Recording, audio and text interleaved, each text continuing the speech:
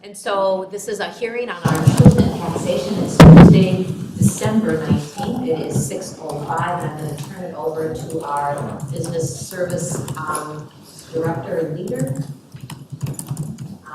Simone Zunich.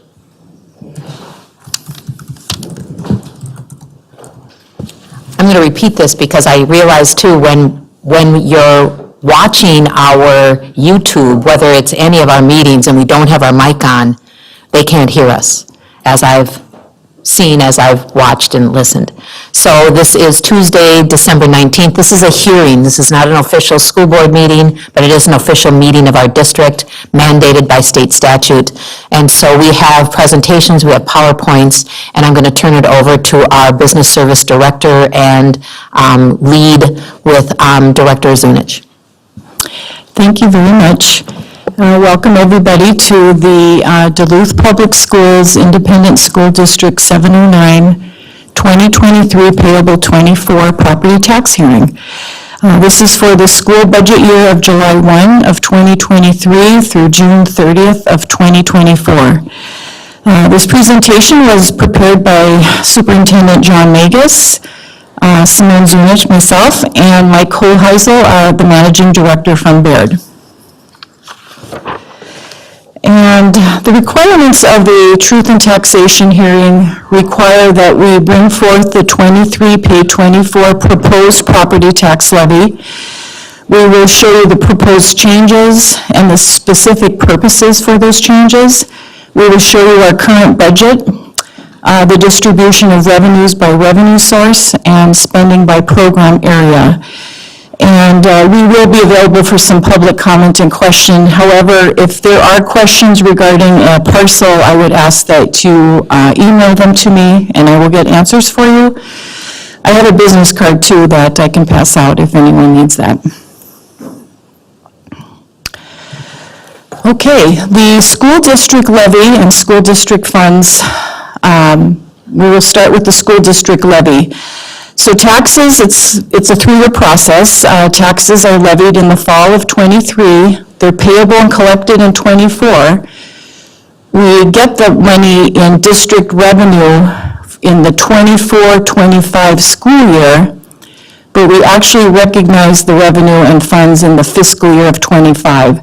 So it starts in 23, we get the money in 24, and then we acknowledge it on paper type of thing in 2025. So it's a 3-year process.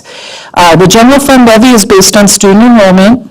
The community education fund levy is based on the population of the district. It includes basic community education revenue, youth services, and after-school revenue. And our early childhood family education levy is based on number of children under the 5 years of age in the district.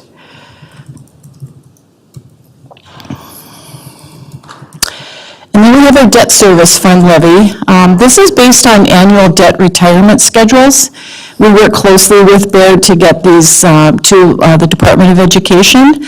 The annual levy is what is needed to pay principal and interest payments of bonded debt plus 5%. So a calculation is done annually by MDE to determine the level of fund balance. If there's any cap over that 5%, we get a levy reduction, which we do see in our levy from year to year. Our debt service fund may be composed of voter-approved bonds, as well as non-voter approved bonds, such as abatement bonds, alternative facilities bonds, capital equipment notes, capital facilities bonds, and long-term facilities maintenance bonds. And now we are going to address how will your payable 24 school taxes be spent. So the general fund, which includes funding for district regular and special education, instructional programs, including but not limited to support services, transportation, instructional, athletic, operational equipment, technology, and building maintenance. That will make up 40.3%. The 24 school taxes will be also spent on our community education fund, 1.9%. Funding for community education programs, early childhood, family education, and school readiness. And I'd like to add here that we generally spend roughly 5%, so that the 3% difference is made up by the general fund to support our great community service programs. And our debt service fund, the levy for repayment of principal and interest on district debt is 57.8%. So the total levy before credits and exclusions is 100%. So here's the big number. The school district levy is changing by $2,323,603.28, or 5.29%. There is a levy certification document at the Department of Education, and this information is on page 30 of 39. We're trying to be as detailed and transparent as possible. So now we're going to look at the current school year budget. This budget was presented and adopted by the school board in June of '23. So nothing has changed from when we did the adoption. It was published in the paper, and this adopted budget is brought to the school board every month, and it shows how we've been spending our funds and how we're tracking and what we have left for the school year. So the next 3 slides, we wanted to give you information on just different ways of looking at our revenue and expenditures. Our state aid, which makes up 59.4% of our revenue. Our federal aid is 12.48. Our levy is 23.39, so it's significant. And then we have miscellaneous local revenue, 4.75. And here's where we traditionally get our community education levy money from. I forgot to ask you, do you want us to hold questions until the end, or? I was going to ask you 2 slides ago, and I forgot. I kept barging through. Till the end, yeah. Yeah, at the end? Okay, perfect. All right, thank you for that reminder. So here's our fiscal year 23-24 revenue by fund. As you can see, the general fund is 78.86%. That's where we do most of our spending. Our food service fund is 2.34%. Our community ed fund is 4.93. And here's where I was referencing that we get roughly 5% in for community education and 1.9% is part of the levy. Our debt fund is 13.71%. 13.71, and then that small gift and bequest we have in there, but that's really an internal dental fund that we have. And here are our expenditures. So 78% of the general fund is in our expenditures. We have food service, which is 2% of our entire budget. Community ed, 5%. The debt service is 14%, and internal service is 1%. So we have different ways of showing you by pie charts. A lot of people like pie charts, and it's easier sometimes to understand the numbers. And here again, we're going to tell you how we spend our money. The general fund program expenditures, our salaries and benefits are $108,220,000. Utilities, travel, repairs, consultations, dues is $10,618,000.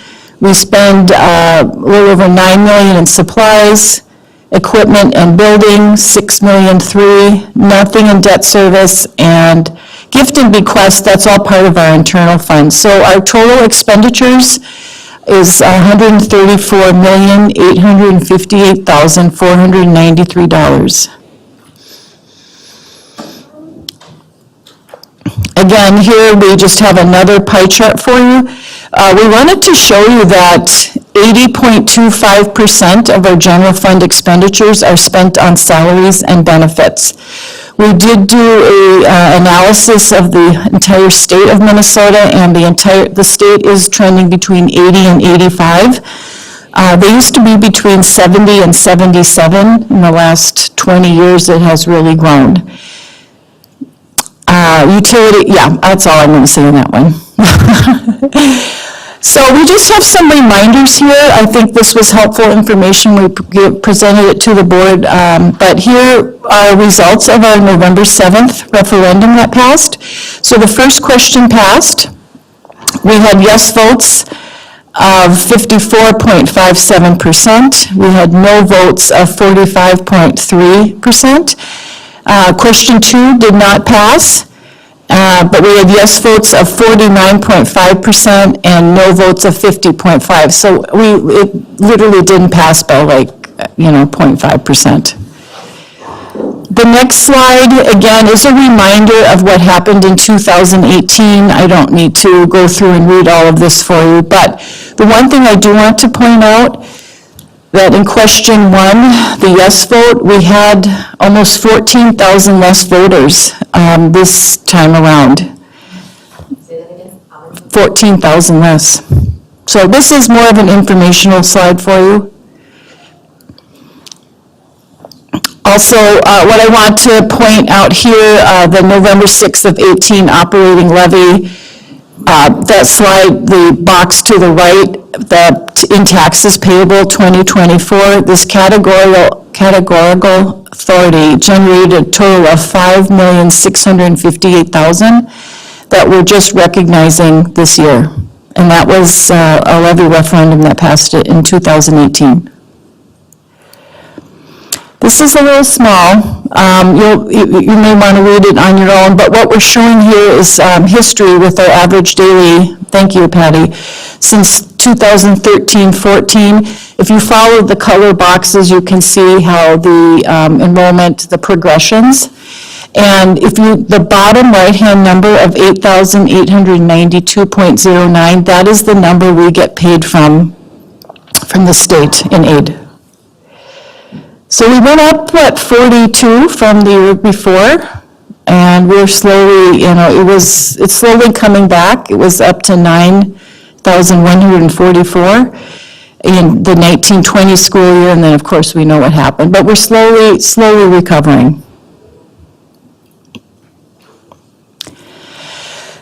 This is a slide for all of you that likes to know about your net tax capacity.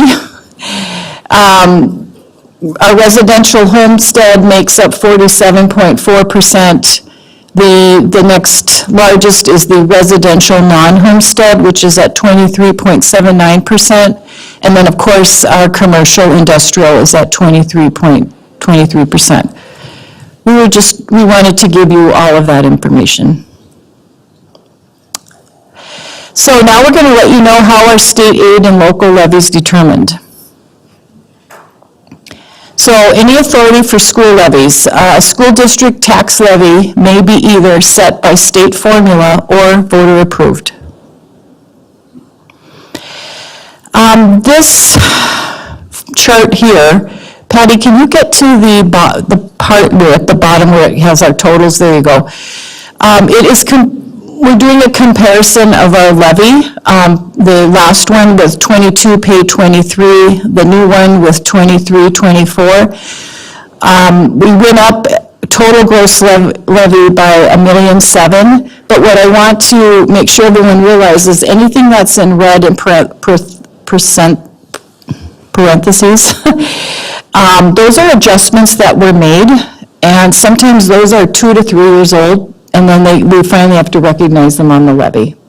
So that's never real time. Those are at least 2 years out for any adjustments. Here's our community education levy comparison. I want to point out that the basic community ed levy did go down, and that was a formula difference that was by the state. That was nothing that we did. They made a net tax capacity formula adjustment. It used to be at 9% and it's down to 4% now. So that was that adjustment. And all of those were formula-driven adjustments. So overall, the community ed levy went down $189,000. And here's our debt service levy comparison.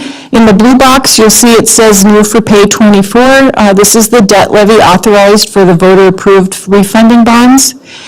And you'll see on number 3 to the right, that is a reduction of our bond, but overall, our gross levy still is improving by $754,000. And all funds in total, we are seeing an increase of $2,323,603.28. Here's just another fun slide for you, if you guys all want to look at these numbers. It shows the levy in pay 19, 20, 21, 22, 23, and 24. Patty, would you scoot that up just a little bit? About, there we go.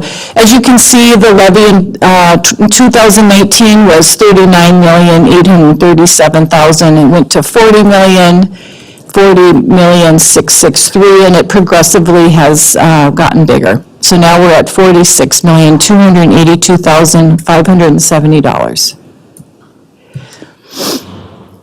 So the variables that can cause a property tax increase or decrease: changes in market values, changes in class rates or history, and market value exclusions. None of that we can control as a school district. That's controlled by property evaluations. Voter-approved referendums can change, and any state adjustments, as I explained in one of those slides, they will go in and make adjustments. And any new programs, here's a new one for us, that's authorized or mandated by legislature, and we know that has changed as well for us. Lots of new programs that are being mandated. Here's just another fun slide, changes in market value. Market values are final and are not subject for the upcoming budget hearings. They were discussed at the local County Board of Review and County Board of Equalization hearings held earlier this year. The final taxable market values may reflect a reduction under the limited value law. If this property is a qualifying homestead, the final taxable market values may exclude improvements which you made to this property. Again, another fun slide showing you history from assessment year of 2012.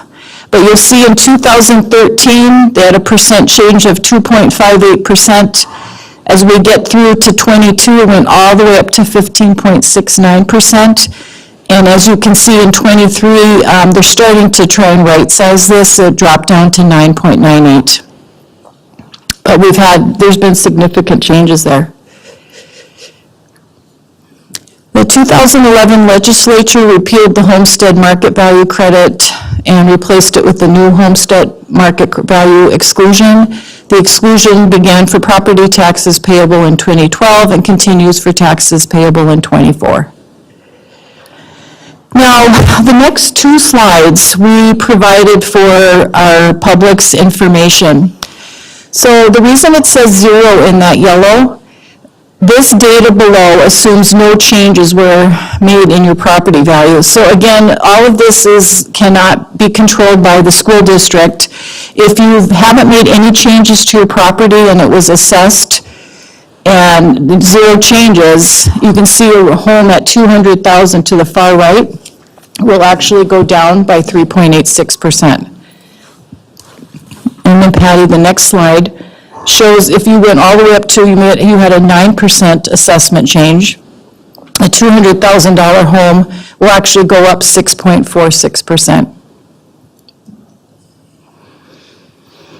So here's our resolution we're going to read. Whereas pursuant to Minnesota statutes, the School Board of Independent School District number 709, Duluth, Minnesota, is authorized to make the following proposed tax levies for general purposes. A general fund of $18,665,657.45. Community services of $879,694.72. Our debt of $26,737,217.98. For a total proposed tax levy of $46,282,570.15. So now therefore be it resolved that the School Board of Independent School District 709, Duluth, Minnesota, that the levy to be levied in '23, be collected in '24, is set at $46,282,570.15. The clerk of ISD 709 is authorized to certify the proposed levy to the county auditor of St. Louis County, Minnesota. So, any questions? So if we can go back, to page 26, just looking at the many variables that affect our property tax. So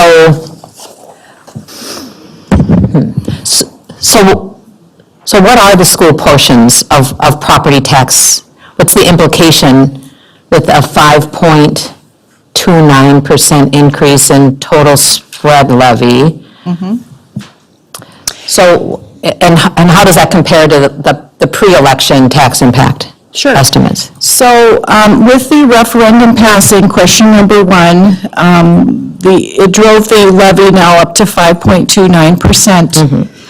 But based on slides 30 and 31, there's a part we cannot control, because if a property owner made no changes or made changes to their property, right now, the baseline would be, there would be an increase of 4.79%, but we don't know who made changes to their household. So if they didn't, they're actually going to see a decrease, but if they went up to 9%, they're going to see an increase. So we say 5.29%, but there's still a variable there, because our initial ask for that referendum was a $300,000 home. We were going to see $1 a month increase, so $12 a year. Member Oswald? On the last slide, you had put the resolution, and you read it out loud. It doesn't match the resolution that we have. So, The dollar amount does it? well, the dollar amount does, but, specifically the dollar amount, but the words are not the same. Right. And so we're aware of that. Yeah, this is that was just a document to tell you what we're putting through the resolution. But the resolution that we're asking you to read tonight to be part of the consent agenda is written by our attorney. Okay, That was just a document written by Baird. okay. I just wanted to make sure. Thank you. Yeah. We're all good there. Member Loeffler-Kemp? Use your mic, please. Thank you for a great presentation. I'm just looking at 8, our budget again, and the budget for 2023-24, so this fiscal year. It's balanced now. Do you anticipate a balanced budget as we move forward? Yes, we do. For 24 and also for 25, we've been doing some long-term planning already, and we are anticipating that, but we have unknowns, of course. But right now, we are trending to actually come in a little bit over revenue over expenditures in 24. But things can happen. We may have an unwanted or we haven't planned for a big expense, so things can change. We right now are showing that we're going to be over budget, a little over $1 million, but that can change. And Member Sadowski? You kind of touched on this on page 13, but we see that salaries and benefits make up approximately 80% of the general fund expenditures. Is this consistent with other Minnesota school districts? It is. We did do some analysis there, and most districts are between 80 and 85%. Ours came in at 80.25%, so I think we're showing the district that we are definitely a people-driven service, and we're putting support behind our staffing, but it is on trend. And, you know, back in the 80s too, we were seeing these numbers in the low 70s, so they've really come up, but the overall average is between 80 and 85 in the state of Minnesota. We want to thank you as we conclude this portion of our hearing Seeing no other questions, we're going to move from this hearing, and then we have an opportunity to listen to the music of our Denfeld High School choirs, and so we'll usher them in for a bit and, kind of reshuffle. So thank you.